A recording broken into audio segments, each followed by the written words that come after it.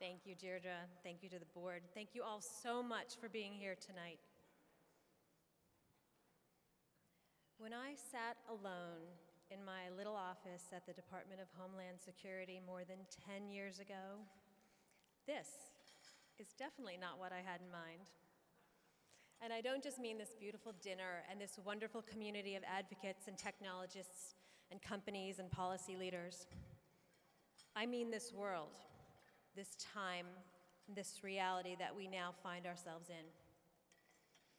When I spoke with my beloved boss, Tom Ridge, who is here with us tonight,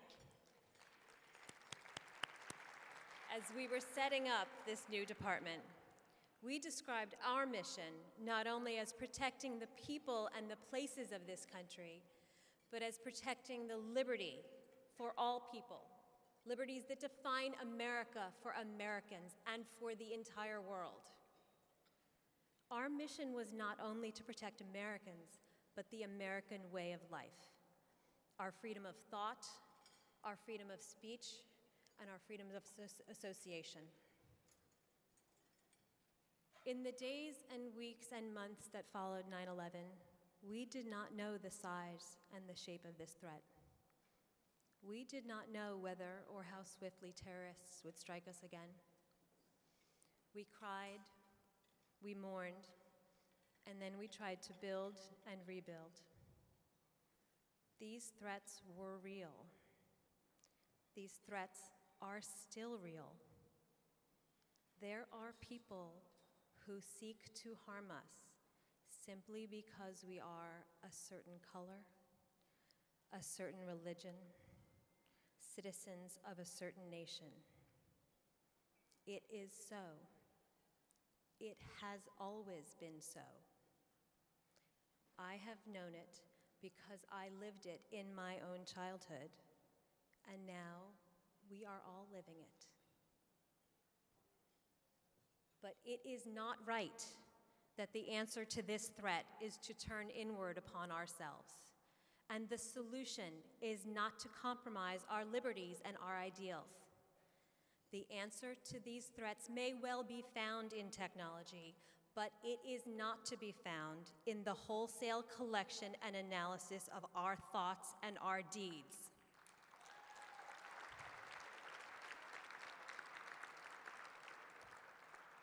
It simply cannot be that the default setting for the technology in our daily lives is that all of our personal data, our most personal thoughts and transactions and communications should end up in the hands of the government. We can do better. We must do better. But now is not a time for despair. Now is a time for courage. Now is a time for optimism. And now is a time for action. Never before has there been the opportunity to use technology to improve the lives of so many, so quickly. Technological advancements from big data to micro devices can enhance healthcare delivery and save lives, can improve educational outcomes and prepare the 21st century workforce, can increase energy efficiency and save our planet, and can help a busy working mother stay in contact with her children, whether I'm in the office or across the globe.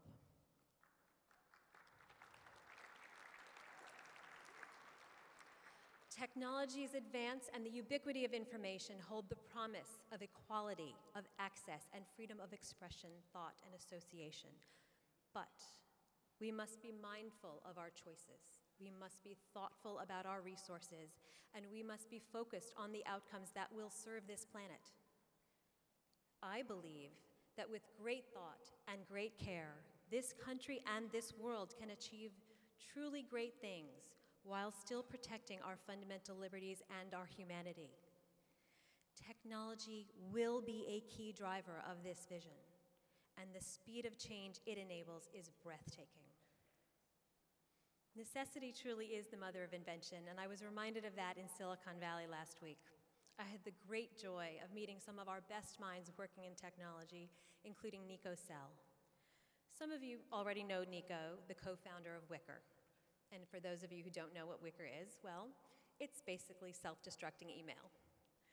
Now, Nico is an amazing person, a force of nature, our mutual friends call her, and like me, the mom of young children.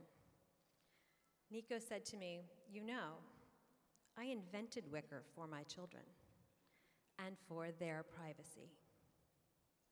The Nico cells of the world are going to help us find the answers to the really big questions. And Silicon Valley alone does not hold all the keys to getting these issues right. There are, despite some concerns to the contrary, great public servants in Washington and in Brussels and around the world who are trying to do the right thing.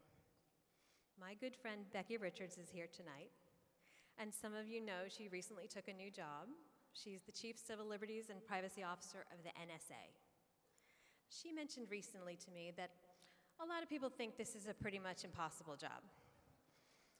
Well, I don't think it's impossible, and neither does she.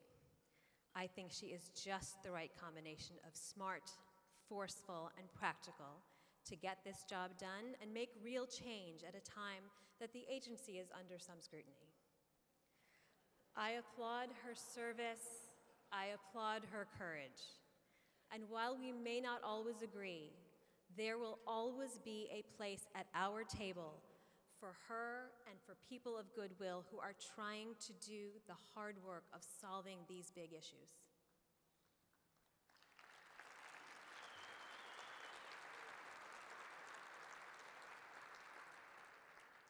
And solving these big issues, finding that next solution, that next invention, that next new thing, that idea that reshapes the way we live and work and play and relate to one another, may well not come out of Silicon Valley or Washington, D.C., or any world center.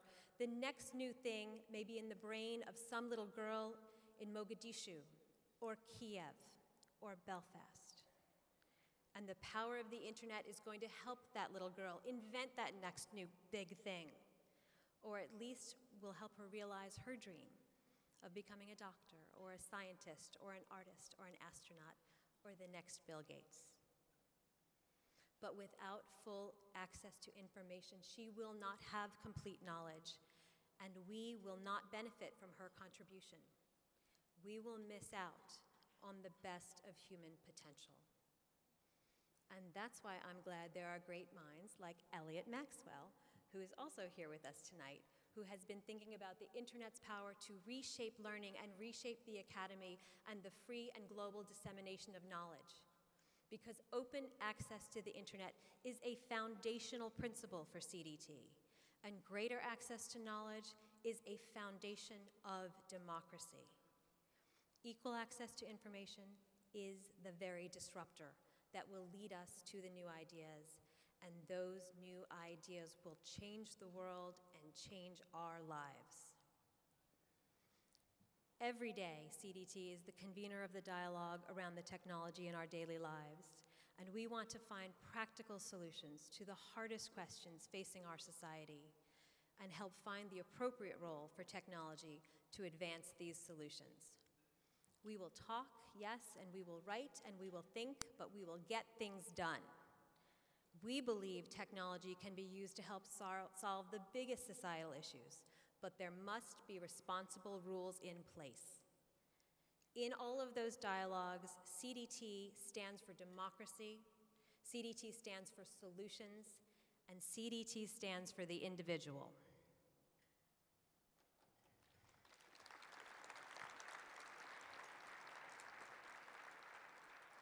Many have described these issues, and the surveillance issue in particular, as a fight. And yes, this is a fight that we are willing to take on. And rest assured, this is a fight we are going to win.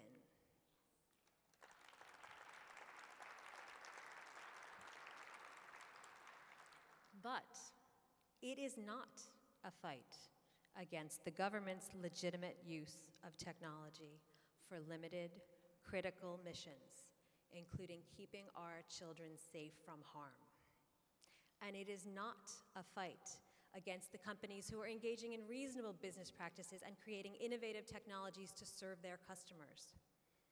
This is a fight for autonomy, for individuality, for the creativity that comes from the quiet spaces, the spaces where you are alone with your thoughts.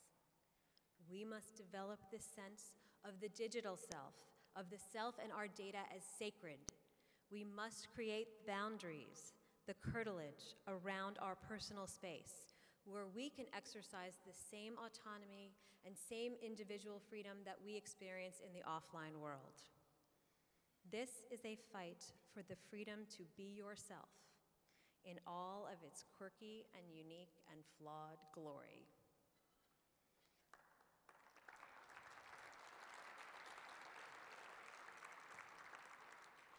CDT's role in Washington and Brussels and Silicon Valley and around the world is to tackle the hard questions and develop solutions that will work for companies and for governments, and most importantly for individuals.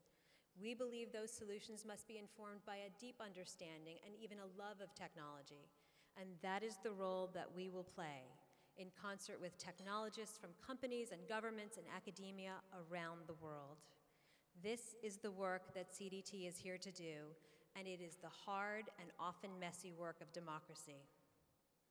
CDT is a place where this community, our community of advocates, technologists, government, and industry, all people who love technology and believe in its power to do good, can come together and be heard respectfully. I am here tonight following the leadership of our wonderful Leslie Harris, our beloved Jerry Berman, our esteemed board chaired by Deirdre Mulligan, and the scores of current and former CDT staff members who are simply some of the finest minds working on these issues. And with their leadership and their dedication, CDT has grown from a scrappy startup to a leading voice in the global dialogue.